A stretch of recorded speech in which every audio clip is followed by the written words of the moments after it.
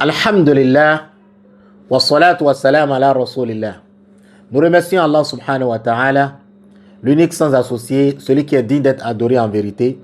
Et nous demandons la paix et la bénédiction d'Allah sur le prophète Mohammed sallallahu alayhi wa sallam, sur sa famille, ses compagnons et tous ceux qui suivent leur pas jusqu'au jour de la résurrection.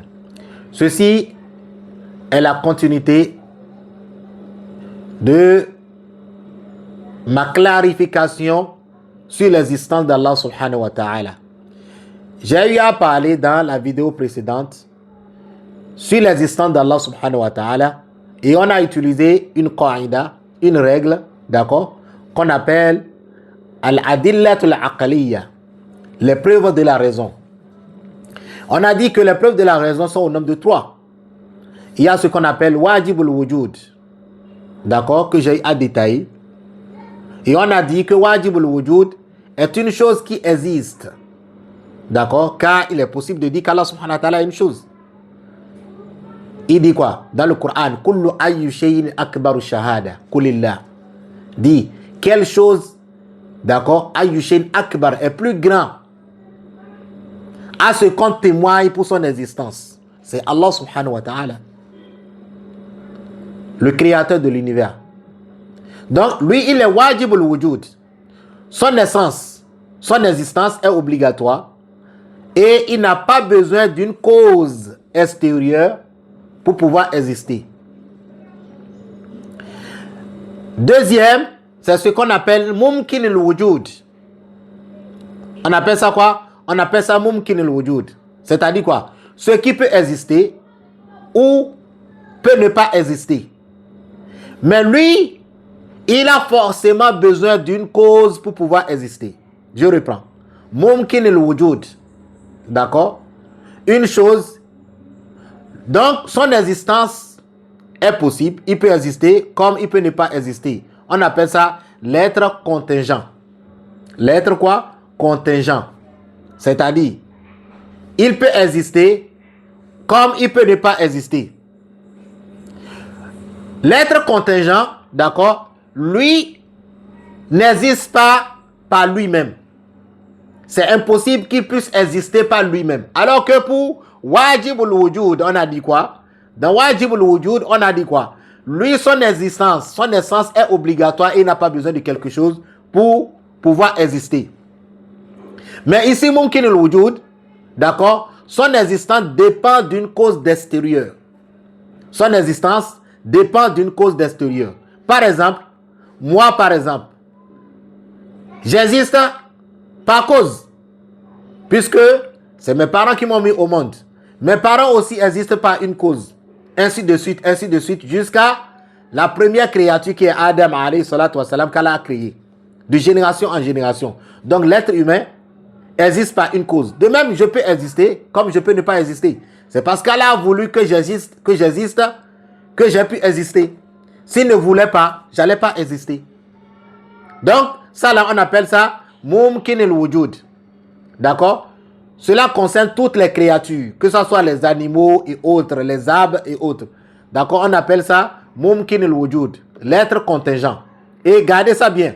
L'être contingent est une chose qui peut exister, d'accord, ou peut ne pas exister. Et son existence, d'accord, dépend d'une cause extérieure. Taïb. La dernière catégorie qui est mumkin al-wujud, l'impossible. Ce qui ne peut absolument pas exister. Il ne peut absolument pas exister. Car son existence est contradictoire. Son existence est quoi? Il est contradictoire. Car, par exemple, l'être impossible ne peut ni exister ni se réaliser en aucune circonstance. L'être inexisté, c'est-à-dire l'être impossible, d'accord, ne peut ni exister, ni se réaliser, d'accord, ni se réaliser en aucune circonstance.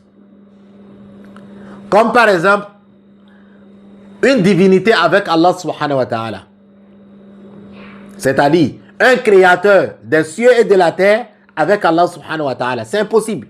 Il ne peut pas avoir deux créateurs qui a créé l'univers et qui a créé les terres. On voit les kémites aujourd'hui. Quelqu'un dit, s'il est de Guinée par exemple, il va dire que c'est son Dieu de Guinée qui a créé la terre. Et il va dire que celui qui est au Bénin, c'est son Dieu, ils se sont rassemblés. C'est ce que j'ai entendu, hein, sur un live, sur le TikTok. Ces égarés là. Il dit que les divinités là se sont rassemblées pour pouvoir créer la terre et créer les cieux et la terre. Subhanallah. Alors que même logiquement, c'est impossible. Il ne peut pas avoir deux rois dans le même bateau. Comme on le dit. Est-ce que deux présidents peuvent gouverner un seul pays? Prenez n'importe quel pays, le Bénin par exemple, ou bien la Côte d'Ivoire ou autre. Est-ce que deux présidents peuvent gouverner le même pays et les deux seront dans le même palais? Ça, c'est impossible. C'est impossible. Parce que celui-ci va dire que c'est ce que moi je veux ça. Et l'autre va dire non, ça ne m'arrange pas moi. Il y aura du désordre. La même chose, s'il y a deux divinités qui ont créé les cieux et la terre, il y aura du désordre. Parce que celui-ci va dire moi je veux que la pluie tombe là-bas. L'autre va dire non, moi je ne veux pas que la pluie tombe là-bas. Parce qu'ils m'ont offensé. Celui-ci va dire ah non, moi je vais être miséricordieux avec eux. D'accord? Je vais agir avec la miséricorde avec eux. Celui-ci va dire non, moi je vais agir avec la colère. Ce qui signifie que c'est impossible. Deux divinités ne peuvent jamais exister. D'accord? Ça, c'est un point très important. Maintenant, si Allah subhanahu wa ta'ala existe, d'autres vont dire pourquoi on ne sent pas son existence. Et pourquoi on ne le voit pas. Ou peut-être, il a quelle forme. D'accord? Parlons du forme. Sachez qu'Allah vous fasse miséricorde. Qu'Allah subhanahu wa ta'ala, comme on l'a prouvé, il existe. Et il n'est pas une créature. Mais, on ne connaît pas sa forme. Car il ne nous a jamais montré et il ne nous a pas dit comment il est. Sa forme n'est comme qu'à lui. Mais nous, on confirme son existence et on confirme qu'Allah subhanahu wa ta'ala a une forme précise que nous ne voyons pas et que nous ne pouvons pas voir dans ce bas monde. Mais qu'on verra au jour de la résurrection. Et là, un sujet va sortir encore. Car d'autres égarés vont dire Allah n'a pas de forme.